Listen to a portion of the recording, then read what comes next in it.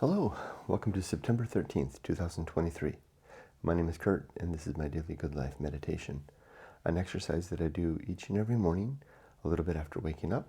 It's now 4:45 a.m. spot on. I do this to remember my life objectives and principles, those which are outlined in my book, Going Alone.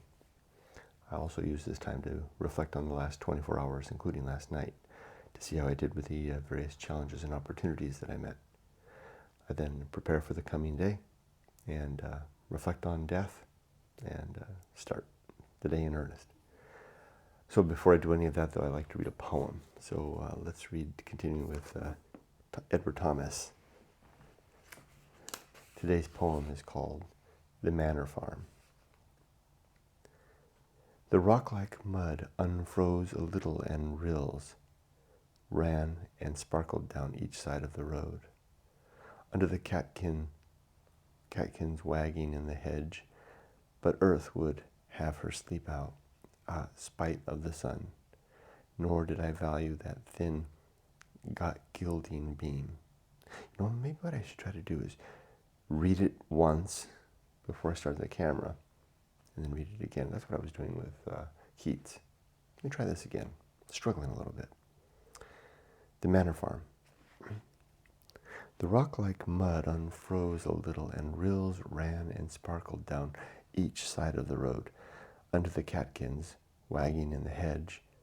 But earth would have her sleep out, spite of the sun.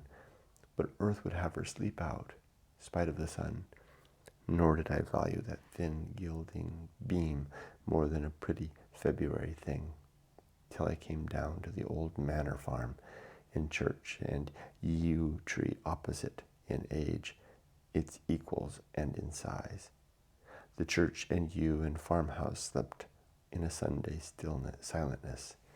The air raised not a straw. The steep farm roof, with tiles duskily growing, entertained the midday sun, and up and down the roof white pigeons nestled. There was no sound but one.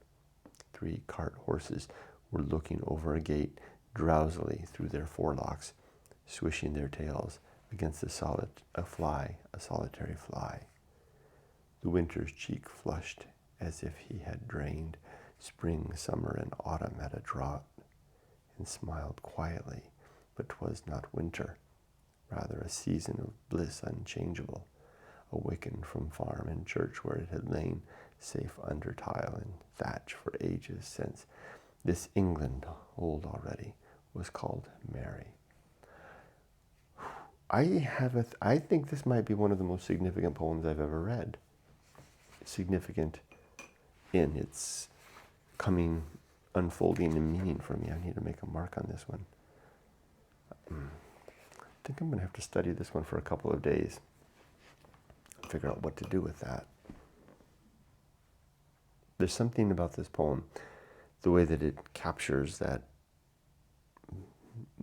moment as not a representative of any particular season, but as, what does it say here? Rather, 'twas not winter, but rather a season of bliss unchangeable. I've known days like that. But 'twas not winter, rather a season of bliss unchangeable. Oh, man.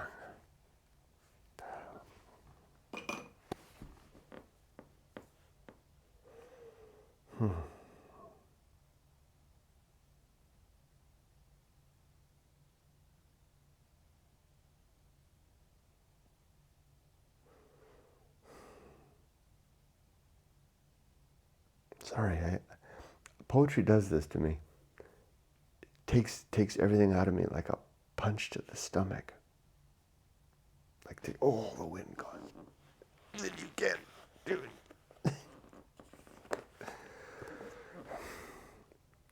Man.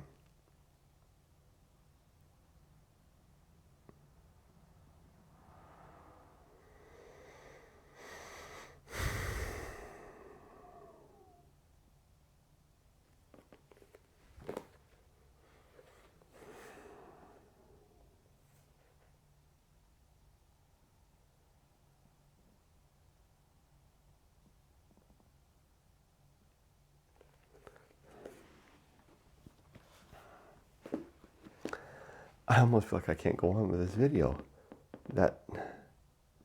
It's not the poem itself, it's that one sentiment and the way that he captured that. Yeah, I'm making a good decision and heading down the direction of poetry for the next stage of my life.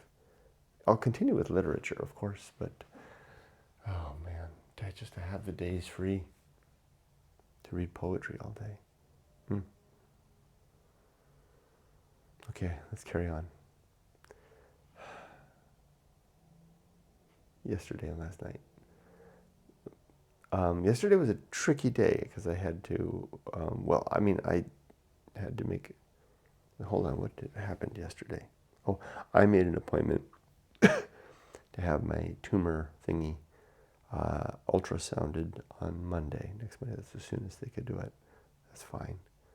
And then Yumiko had a medical thing. I won't give any details. That's her own private thing. But I took the day off to help her with that, to go with her to the urgent care and be by her side for that.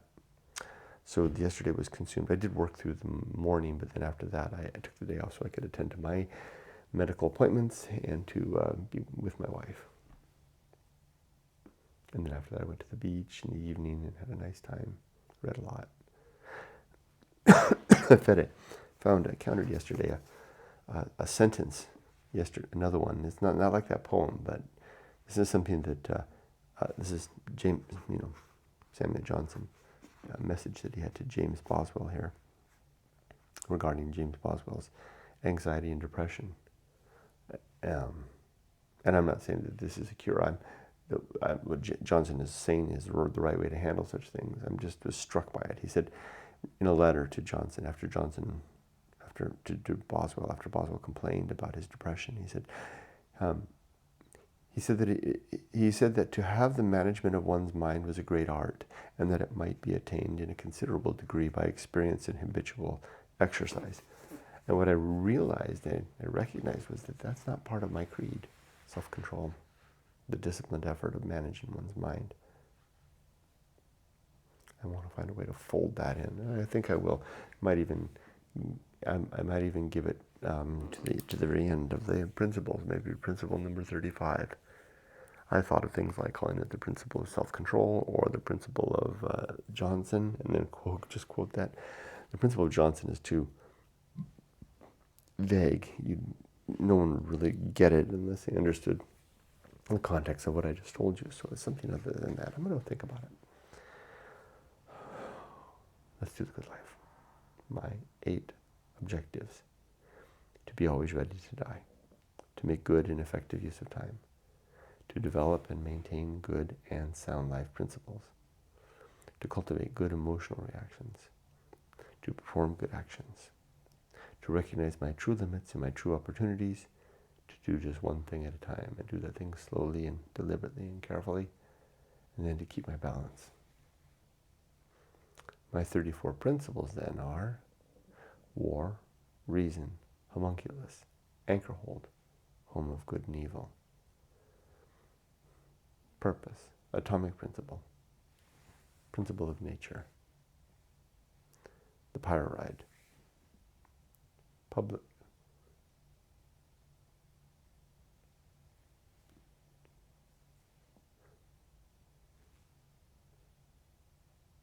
social principle, I think. Can't remember. It's all in the book, in the chapter titled The Good Life.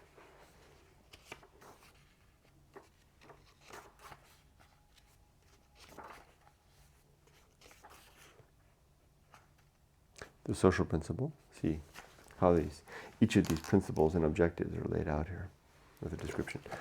The social principle, the principle of family. I'm back on my feet.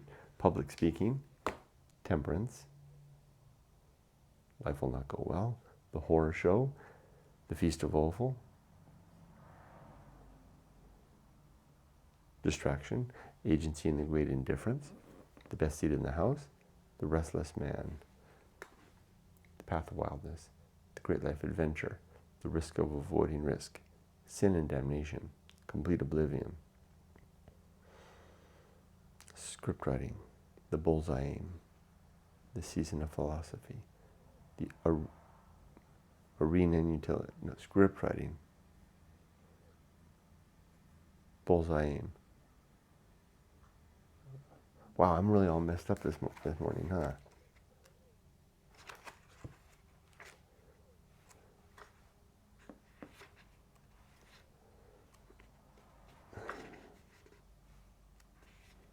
Sin and damnation, complete oblivion, the season of philosophy, script writing, the bullseye aim, the uphill climb, arena and utility, nothing is enough, and the principle of fun.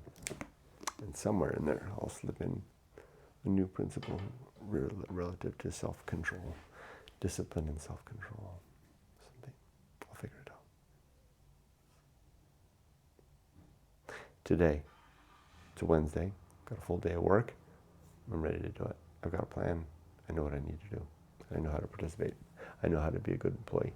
Although my mind just isn't here anymore.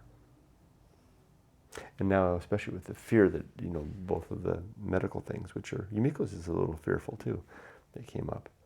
All the more resolved to get it, to finish this life, this working life, and enter into retirement in earnest, at least to get some time in, enjoying the dessert season of life. I'll have the vanilla. Am